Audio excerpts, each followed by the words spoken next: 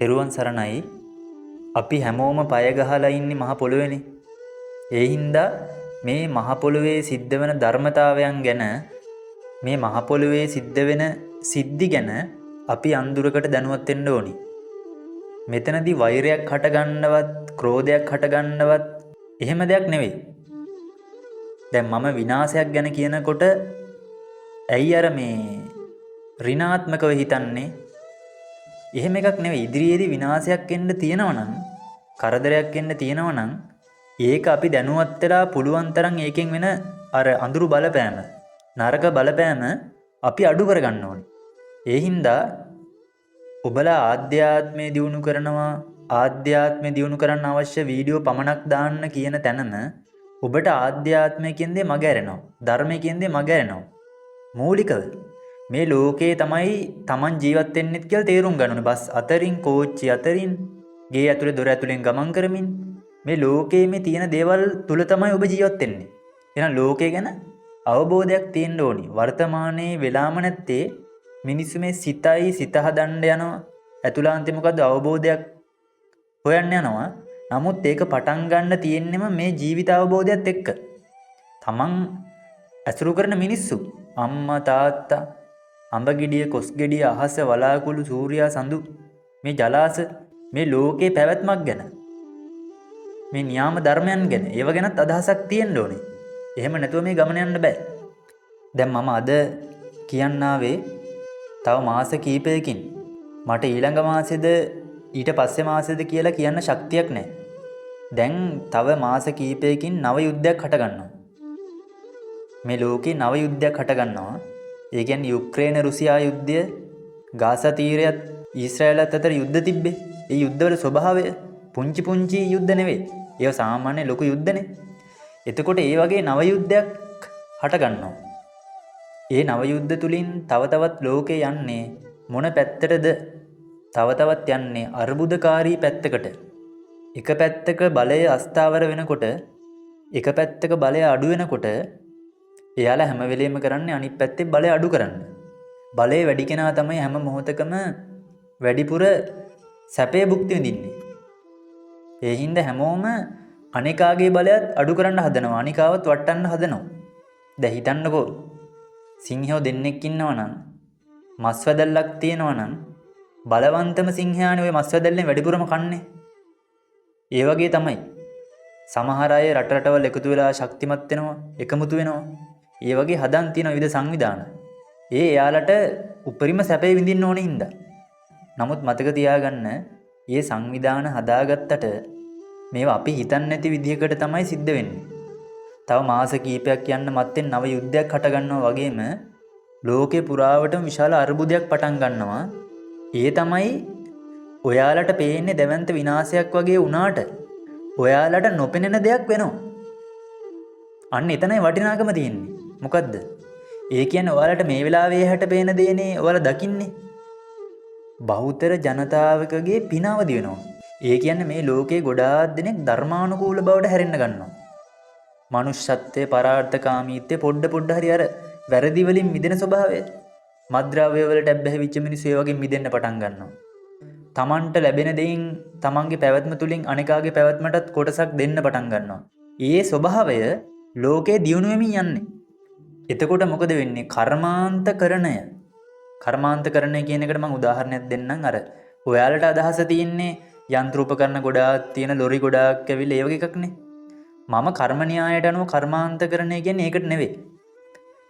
මිනිස්සු 300කගෙන් විතර එක්කෙනෙක් වැඩ ගන්නවා. ඒ කියන්නේ ගෙවල් 300ක තාත්තලා වේවා, අම්මලා වේවා, තරුණියෝ වේවා, තරුණියෝ වේවා ගිහිල්ලා උදේ පාන්දර ඇඟ උස්සගෙන ගිහිල්ලා අර වැඩ පොලේ වැඩ කළා රෑ ගෙදර එනවා. රෑ තමයි තමන්ගේ සැමියාගේ, බිරිඳගේ, දරුවන්ගේ මුහුණ දකින්නේ. මැරෙනකම් ඕකනේ. එතකොට මිනිස්සු 300ක් එකතු කරගෙන එක මිනිහෙක් වැඩ ගන්නවා එක තැනක. කර්මාන්තයක්. ටිපිටික් කර්මාන්තය, චොකලට් කර්මාන්තය, ටෙඩි බෙයා කර්මාන්තය, පෝන් කර්මාන්තය, චුයින්ගම් කර්මාන්තය, ඕට්ස් කර්මාන්තය, ගොඩාක් වැඩකට නැති සුරංගනා ලෝකයක්. කිසිම වැඩකට නැති ගොඩාක් නිස්පාදන හදන කර්මාන්තවලට අක්කර 50 30 300 40 200 සංචාරක කර්මාන්තය අක්කර 3000යි. 4,000යි 5,000යි තව එක්කෙනෙක් අක්කර 10ක් අරගෙන වතුර ලිස්සන එකක් දාලා තව එක්කෙනෙක් දෙවන්ත හොටෙල් දාලා මේ වගේ මිනිස්සුන්ට ඉන්න ඉඩක් නැහැ. බහුතර ජනතාවකගේ පින අඩු දවසට එයාලා චූටි ඉඩම් කෑලි වල ඉඳලා මුඩුක්කු කාමර වල ඉඳලා බෝඩින් කාමර වල ඉඳලා උදේ රෑ යමින් දුක් විඳිනවා. එයාලට ගම්මාන පහු කළ දුර ගෙවාගෙන යන්න තමයි වාහන බිහි වෙන්නේ. අපි හිතන්නේ වාහන බිහි වෙන්නේ පාරවල් ලොකුවට හැදින්නේ අපිට පිනටනේ කියලානේ. නෑ. අපිට පව ගෙවන්න.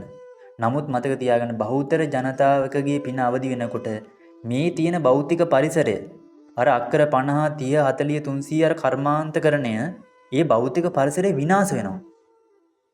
අපිට පේන්නේ පවට කියලානේ නෑ. බහුතර පින තියෙන සැප විඳින්න කැමති ජනතාවකට පසුබිම හැදෙන්න ඕනි. මේ පසුබිමේ සැප විඳින්න පුළුවන් කීප දෙනෙක්ට විතරයි. කර්මාන්තකාරයන්ට විතරයි. මේ පසුබිම ගැලපෙන්නේ නැහැ බහුතරයකට සැප විඳින්න. තේරුණාද? එතකොට මොකද වෙන්නේ? බහුතර ජනතාවකගේ පින අවදි වෙනකොට මොකද වෙන්නේ? පොඩ්ඩක් ඉතින් විනාශයක් දෙකක් වෙනවා. යුද්ධ හට ගන්නවා, වසංගත හට ගන්නවා, ආක්‍රමණ හට ගන්නවා. වාහන හැප්පෙන ප්‍රමාණය වැඩි වෙනවා. කර්මාන්තවල ලොක්කන්ට ලෙඩ වෙනවා. කර්මාන්තවල ලොක්ක වැටෙන්න පටන් ගන්නවා. එයාලා වාහන වලට හැප්පෙනවා.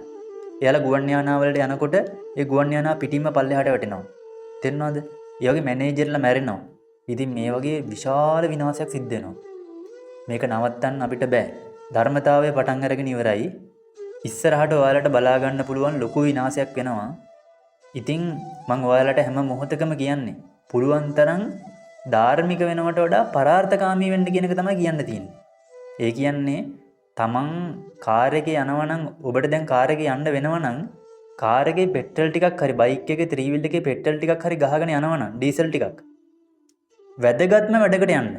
බිරිඳ එක්කෝ ගැබිනි වෙලා බිරිඳ එක්ක යන්න වෙනවා නම් ස්පිරිතාලෙට වැඩට යන්න වෙනවනම් බස් එකේ යන්න පුළුවන් නම් බස් එකේ යන්න.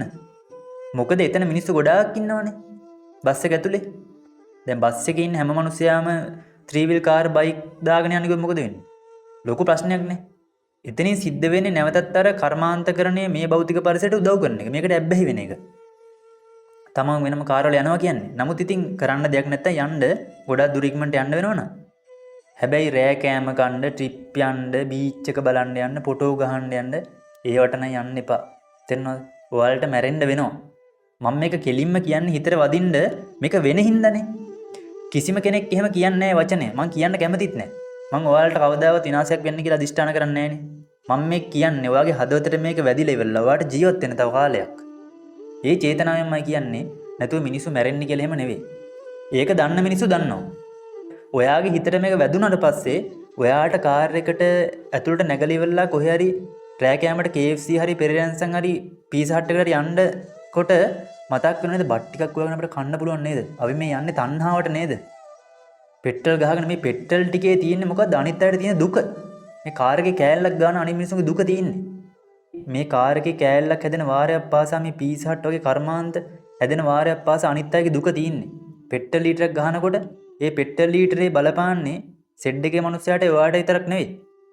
ඔයා පෙට්‍රල් ලීටරයක් ගහගෙන ට්‍රිප් එකක් යනකොට මොකද වෙන්නේ? අනිත් පැත්තේ මේ තියෙන ක්‍රමවේදය අනුව තව මිනිස්සෙක්ගේ හාල් කිලෝ එකේ මිලිහෙල යනවා. සමහර ආච්චි අම්මලාට 100ට ගම් වලින් රුපියල් 5000යි තියෙන්නේ ජීවත් වෙන්න. එයාලගේ හාල් කිලෝ එකේ මිලිහෙල යනවා. ඔයාලා පෙට්‍රල් ගහනවා. පෙට්‍රල් ගහලා ට්‍රිප් යනවා. ඔයා පෙට්‍රල් ගහන එක එයාට බලපාන විදිහේ ක්‍රමයක් නම් රටේ තියෙන්නේ. ඔයාට කිසිම හේතුවක් මත කරන්න අයිතියක් නැහැ. තේරුණාද? ඒ යුගය ඉවරයි. ඒ යුගය ඉවරයි. හැබැයි මේ යුගයට ඇබ්බැහි වෙලා මේ භෞතික පරිසරයට ඇලිච්ච ගැටිච්ච මේක නැතුව ඉන්න බැරි අයට අර ධාර්මික පසුබිමේ ඉන්න පුළුවන්ද? බැහැ. එහෙනම් අර විනාශයන් වලින් ඉවත් වෙන්නේ ඒ කර්මාන්ත කරන නිසා ඒ මිනිස්සු. ඒවට ඇබ්බැහි වෙච්ච මිනිස්සු. AI ටෙක්නොලොජි තාක්ෂණය තව තව කෑම බීම KFC පෙරේරයන්සන් අපි හරිය ට්‍රිප් යමු මෙහි ට්‍රැවල් කරමු. ගේමින් කියයි ගේම් ගහනවා ඉවර නැහැ. ෆිල්ම් බලනවා චිත්‍රපටි බලනවා විකාර ලෝකෙක ජීවත් වෙන්නේ. තේරුණාද? මේ කට්ටිය ඉවරයි. බාන්න TikTok එකේ වේවා Facebook වේවා YouTube වේවා වීඩියෝ බලනවා hina වෙනවා. එක මිනිස්සෙක් තව මිනිස්සයාට ඌරා කිව්වම ඔයාගේ කට ඇත්තලා hina යනවා නම් පඹයා කිව්වම hina යනවා නම් ඔයා කවුද? ඔයා තනිකර මේ භෞතික පරිසරයට මේ අනිත් අයට කරදර කරලා hina වෙන එවැනි චිත්‍රපටි බිහිවෙන යුගයක ඒවට මුදල් වියදම් කරලා තව තවත් මිනිසුන්ව පිරිහවන්න උදව් කරන යුගයක ඔයා කොටස්කරුවෙක් නා. ඔයා යනවා යන්න. මම කියන්නේ අධාර්මික මිනිස්සු ඔක්කොම යනවා කියලා. මම කියන්නේ මේ භෞතික පරිසරයේ ඔහේ ජීවත් වෙන මිනිස්සු යන්න යනවා. මොකද එයාලා ගැලපෙන්නේ ඊළඟ යුගයට. මේ එන්නේ අම්මලාගේ කුසවල් වලින් දසමහා යෝධයෝ බිහි වෙන යුගයක්. ධාර්මික මිනිස්සු බිහි වෙන යුගයක් එන්නේ. මම ඔබලාට වැදගත් කාරණාවක් කියන්නම්. මේ වෙලාවේ කුසවල් වලින් උපදින දරුවෝ පුදුම පිංකාරයි. දැන් අවුරුදු කීපයක ඉඳලා මව් කුසවල් වලින් එළියට එන දරුවෝ දසමහා යෝධයෝ වෙන්න පුළුවන්. පුදුම පුණ්‍යවන්ත දරුවෝ බිහි වෙන්නේ. නිවන් දකින්න මිනිස්සු බිහි වෙන්නේ. නිවන් දකින්න දෙවිවරු බිහි වෙන්නේ. ගොඩාක් කෙනෙක් දිව්‍ය ලෝකවල ඉඳලා. ඒ හින්දා මතක තියාගන්න එයාලා මේ ලෝකෙට එනවා කියන්නේ ලේසි පාසු නෑ. එයාලට බිම හැදෙන්න ඕනි. මේ බිම පරිවර්තනයක් වෙනවා. අවසානයේට පුංචි ඉඟියක් දෙන්නම්. බටහිර රටවල් ජර්මනිය, ප්‍රංශය, ඇමරිකාව, කැනඩාව, එංගලන්තය වගේ රටවල්.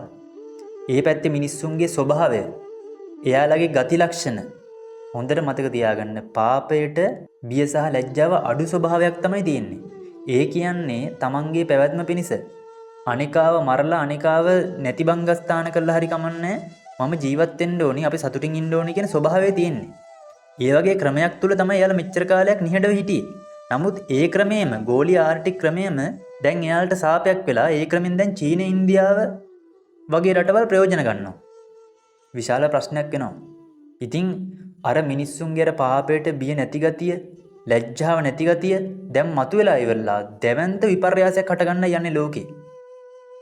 එයාලට නැවත ස්ථාවර වෙන්න ඕනේ සැපේ විඳින්න. නමුත් ඔය කියන එක නෙවෙයි වෙන්නේ. මොකද දෙපැත්තම යුද ශක්තිය වැඩි. දැන් එකල නම් යුද ශක්තිය එයාලට විතරයි වැඩි, මේ පැත්තේ තිබ්බේ නෑ. ඒ හින්දා යටත් විජිතකරණයේදී ඇවිල්ලා එයාලා මිනිස්සු මරලා ස්ත්‍රී දූෂණය කරලා ප්‍රශ්න ඇති කරලා මේ දුර්වල මිනිස්සුන්ව යටපත් කරගත්තා. හැබැයි දැන් වෙන්නේ එහෙම එකක් නෙවෙයි. ලොකු පුපුරා යාමක් වෙන්නේ. ඔය පරමාණු බෝම්බ ගොඩාක් හැදුවට ඔය ඔක්කොම පුපුරවන්න බෑ. මේ ලෝකේ පවත්වාගෙන යන්න තියෙන නියාම ධර්ම පහක්. පරමාණු බෝම්බ ඔක්කොම පිපුරුවොත් ලොකු විනාශයක් වෙනවා. ඒ හින්දා ලෝකේ සමතුලිතව පවත්වාගෙන යන්න මේ නියාම ධර්ම ක්‍රියාත්මක වෙනවා. පරමාණු බෝම්බ දෙක තුන පුපුරනකොට මහා මූදවල් ගොඩ ගල්ලා ඒ ගබඩා පිටින් ගහගෙන යයි. නැත්නම් ඊට කලින් මොකක් හරි වෙලා පරමාණු බෝම්බ ගබඩා විනාශ වෙන්නත් පුළුවන්. ඔය පරමාණු බෝම්බ දහස් ගණන් කෝටි ගණන් හදාගෙන තියාගත්තට ඔය ඔක්කොම පුපුරවන්න හම්බෙන්නේ නැහැ. මිනිස්සු හදයි ඕවා. හැබැයි ඕවා ක්‍රියාත්මක කරන්න හම්බෙන්නේ නැහැ. හැබැයි මතක තියාගන්න ලොකු විපර්යාසයක් වෙනවා. මම ඔයාලට මේ වීඩියෝ එක කරේ තව මාස කිහිපයකින් නව යුද්ධයක් ලෝකේ හට ගන්නවා. නව යුද්ධයක්. ගොඩාක්ම මුස්ලිම් රටවල් වල මිනිස්සු මරණයටපත් වෙනවා. මුස්ලිම් කියන ජාතිය ගොඩාක් අඩු වෙනවා. ඒකට හේතුවක් තියෙනවා. මුස්ලිම් කියන ජාතිය අඩු වෙනකොට තමයි හොඳම යුද්ධය පටන් ගන්නෙ. මුස්ලිම් කියන ජාතිය ගොඩාක් අඩු වෙන්න පටන් ගන්නවා.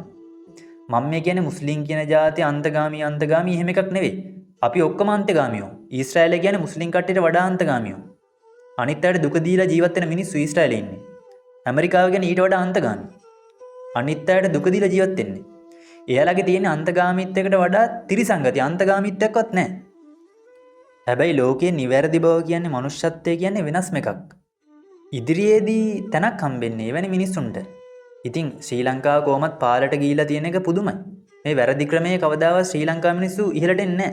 මොකද ශ්‍රී ලංකාවේ තමයි බලවත්ම මිනිස්සු කොට්ටාසෙ ඉන්නේ. ඉතින් වැරදි ක්‍රමවේදයක් තුල අනුන්ට දුක දීලා ජීවත් වෙන සැප විඳින යුගයක් තුල අනුන්ට ඉන්න තැන නැතුව ඒ වගේ කර්මාන්ත දහස් ගණන් හදලා මේ මිනිස්සුන්ගේ වැඩ අරගෙන කොහොමද ඉතින් ශ්‍රී ලංකාව ඉන්දියාව පල්ලෙහාට යන්න ඕනේ. යම් දිනක ශ්‍රී ලංකාව ඉන්දියාව බබලෙනවා. තේරුණාද? අන්න එදාට මොකද වෙන්නේ? ඊශ්‍රායලය, චීනය, ඇමරිකාව පල්ලෙහාට යනවද? නෑ. එයාලා සතුටින් ඉන්නවා. ශ්‍රී ලංකාව බබලෙන දවසට ලෝකෙම සතුටින් ඉන්නවා. ඒක තමයි ශ්‍රී ලංකාව වෙනස. ඇමරිකාව බබලෙන දවසට ගොඩාක් අය දුක් විඳිනවා. හැබැයි එයාලත් දුක් විඳිනවා. එයාලට සැපයක් නිරෝගීකමක් නැහැ. ශ්‍රී ලංකාව වැජබෙන දවසට ආයුෂ, වර්ණ, සැප, බල, ප්‍රඥා කියන වගේ මුළු ලෝකෙ බබලෙන්න පටන් ගන්නවා. ඒක තමයි ස්වභාවය.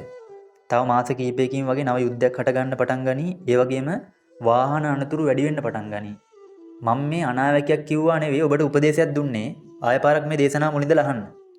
මට ඔබලාට අනාවැකි කියන්න අවශ්‍යතාවයක් නැහැ. ඒ වගේ තමයි මිනිස්සෙක් බලවත් වෙන්නේ කොහොමද? මිනිස්සෙක් තමන්ගේ පෙර පුණ්‍ය කර්මවල විපාක අවදි කරගෙන සතුටෙන් සැනසීමෙන් ජීවත් වෙන්නේ කොහොමද කියන කාරණාව ගැන අතිවිශිෂ්ට ඉගැන්වීමක් තියෙනවා. මම WhatsApp group එකක් කරා ඔබලාට දීර්ඝ කාලීනව විශාල දැනුමක් දෙනවා. කැමති කට්ටියට පුළුවන් මේ වීඩියෝ එකේ description එකේ දාලා ඇති දුරකථන අංකයක්. මේ දුරකථන අංකයට WhatsApp කරා පණිවිඩයක් දාලා අදාළ විස්තර ඉල්ලගෙන ඒ ශිල්ප ශාස්ත්‍රය අධ්‍යයනය කරන්න එකතු වෙන්න පුළුවන්. ඉතින් ජීවිතයට ගොඩාක් වටිනා අත්දැකීමක් වෙයි. හොඳ එහෙනම් මම මේ දේශනාව නවත්තන්නම්. අවසාන වශයෙන් ඔබ හැමදිනාටම නිරෝගිමත් දීර්ඝායුෂයක් අධිෂ්ඨාන කරනවා. ඔබ හැමදිනාටම තෙරුවන් සරණයි. සෑම විටම යහපතම සිද්ධ වේවා.